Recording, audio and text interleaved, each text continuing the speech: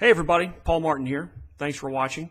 I was out in Salt Lake City earlier this week. I love going to Salt Lake City. I cover a number of states in my day job, and my trips to Utah are probably some of my favorite. I've made a lot of good friends out there. Part of the reason I like visiting Salt Lake City in Utah is the fact that there's a large number of preppers in that state, and as a result they have a number of retail opportunities such as Emergency Essentials. That's a vendor that I use quite frequently to buy supplies. They have stores, retail stores, and you can actually go in and buy preparedness items, food, gear, things like that.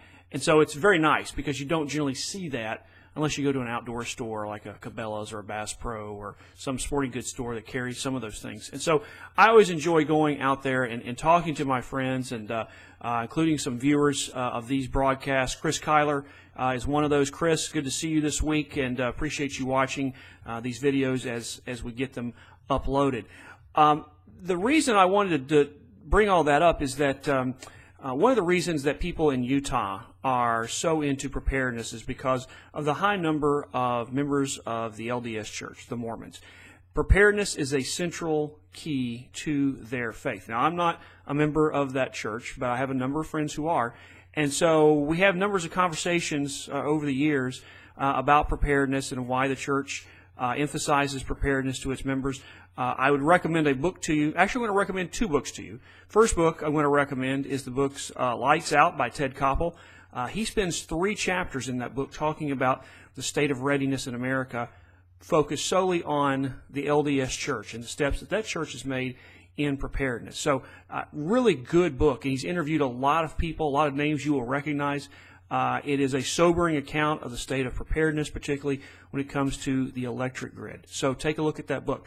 Other book I'm going to recommend to you, comes as no surprise, is the one I wrote. Pivot Points, there it is, available on Amazon. I'll put the link into below as well, so that if you're looking for some reading material, you might take a look at that book as well. And if you do read it, please do me a huge favor. Write a review of it. The review is what drives the algorithm, the search engine algorithm. So if you would take a look at that and send me or do a review, I'd greatly appreciate it. The reason I mention all this is the fact that I wrote the book. It's probably been 2 years. It'll be 2 years this month, later this month when it came out.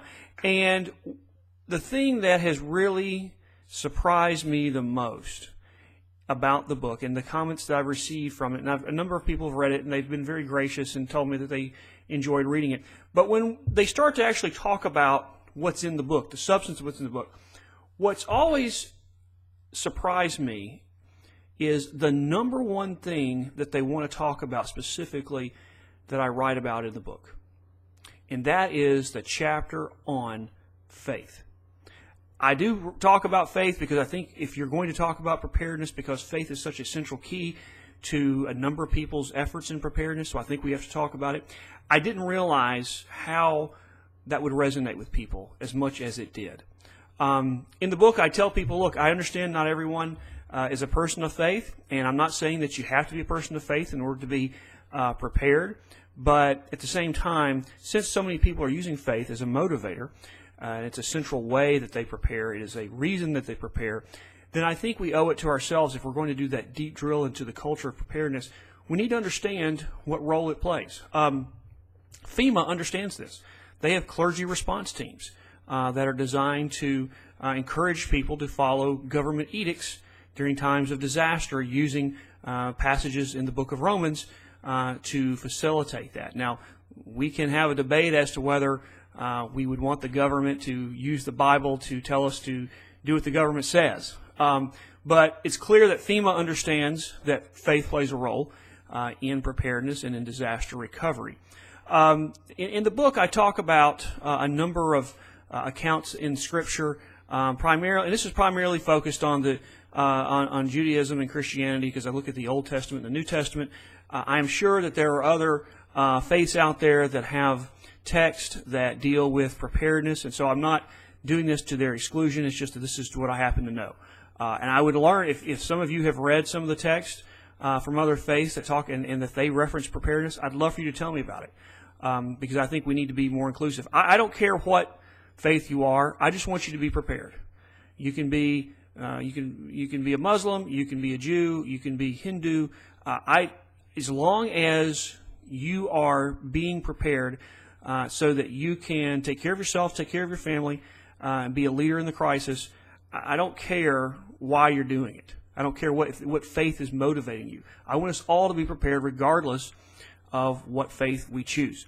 But in Scripture, in the Judeo-Christian context, there are a number of examples that we can draw upon in terms of motivation for preparedness. You think about the story of Noah. Noah was given a plan, was told to build the ark, was given the dimensions of the ark, and God told Noah to make sure that he put enough food on board, not just for his family, but for the animals as well. And so we start to see this theme of preparedness early on in the Scriptures. And then you have the story of Joseph, who the Pharaoh tasked with creating a famine response plan where they would set aside food from the years of bumper harvest, and as a result, they would have food during times of famine, setting aside a portion of what they make now so that there is something there in case of a rainy day, or in this sense, or this situation, a number of years where there was no rain and there was famine in the land.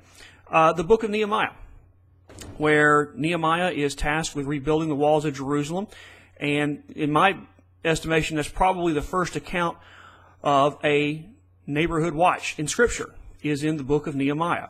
And then, of course, there's Jesus talking about a number of issues that you could spend probably write an entire book on, talking about stewardship, talking about the need to be vigilant in case of things and evil around us, and being prepared to help others.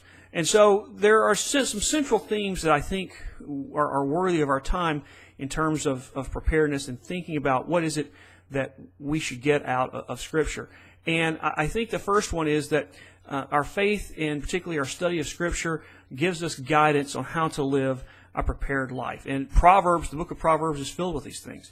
You know, my favorite verse in Proverbs, and it talks about preparedness, is 27th chapter, verse 12, I believe, where he says that the prudent person foresees the danger and prepares, and the foolish person goes blindly and suffers the consequences. So there's Scripture telling us to pay attention to what's going on and be prepared for it.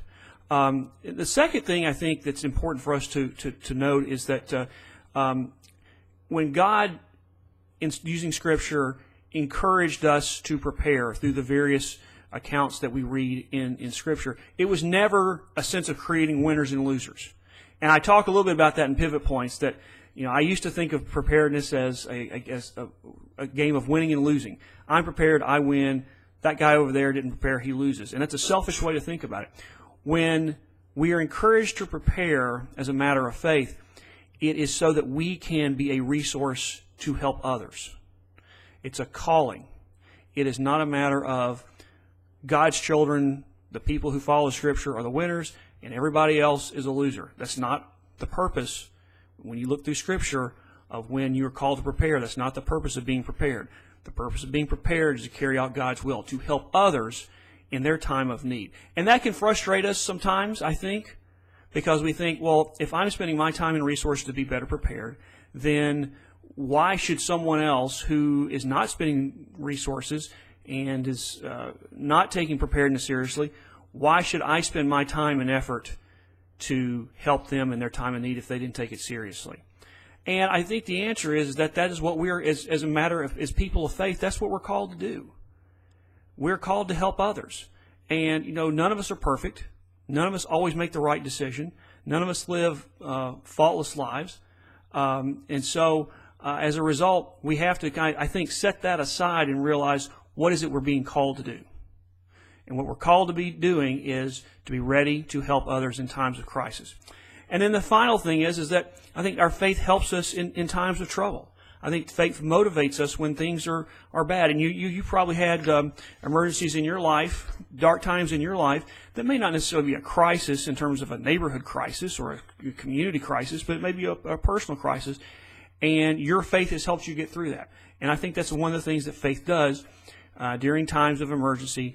It allows us to stay focused on the big picture, keeps us motivated, keeps our hearts pure, keeps our minds free of clutter, and helps us focus on what we need to be doing for the long term. So those are the three things in the book. Now, I would add one more to that, and this is not in the book. In fact, this is something that came to me a few days ago over the weekend. I was watching a video of a pastor from back home in Tennessee, and he was talking about how the finance committee of the church had come to him and said, "Pastor, we need to create an emergency fund in case we have emergencies here at church." And I'm sure they were thinking of, we have a storm that tears up the roof, or we have a fire, or we have something that requires some expense. We need to have some money set aside to deal with that emergency. And the pastor said something very interesting, and candidly, I never would have thought that. He said, "I'm all for having an emergency fund." He says, "I live my life. My wife and I, we live that life. We have an emergency fund in our own lives for that very purpose." He says, "But let's make sure," and this is what I think was important, "let's make sure that this emergency fund does not become an idol." In other words, we have to be willing to define emergency, not just something that tears up the facility or something that requires a repair. We have to think of emergencies as God would think of emergencies. And we have to be willing to use that money to carry out God's will in times of trouble that may not have anything to do with the AC unit of the church going out or needing to buy a new church bus or whatever. And it really got me to thinking, because I think there are a lot of people, and I'm going to put myself in this category, that at times it is tempting to think of your own preparations, the food you may have set aside, the skills you've learned, your overall preparedness planning. You may be tempted to think of that as an idol. And by that I mean you put too much faith and reliance on it, when in fact we need to be thinking, those of us who are people of faith, we need to be relying on God, and not our buckets of food, and not our MREs, and not the guns or the ammo that we may have in our closet. Those things are helpful, and there's a time and a place for those when you are keeping your family safe and you are keeping your family prepared. But at the same time, the faith and the true preparation is in our belief and in our faith in God. And so make sure, if you are a person of faith, that you are not over-relying on your preparations, not just your temporal preparations, but your skill sets as well. And make sure that when it comes time, that your preparations and your motivation to be prepared is in line with your spiritual beliefs, because that will be more sustaining to you long term in terms of a crisis than if you just have preparations and they're really not part of your faith. They're not congruent with your faith. So those are some things I want you to think about. Again, I understand that not everyone is in the preparedness community is a person of faith. I get that. This is not me proselytizing to you, but there are a lot of people who are. And I just want to make sure that if you are a person of faith and you are working on your preparedness, or you're just getting started, or you've been doing this for quite some time, make sure that your preparedness efforts are congruent with your spiritual beliefs, because I think that's so important in order to keep your plans and your efforts sustainable long term. So I leave it at that. Check out the links below for some information, a couple of books that I've recommended. And thanks for watching, and God bless America.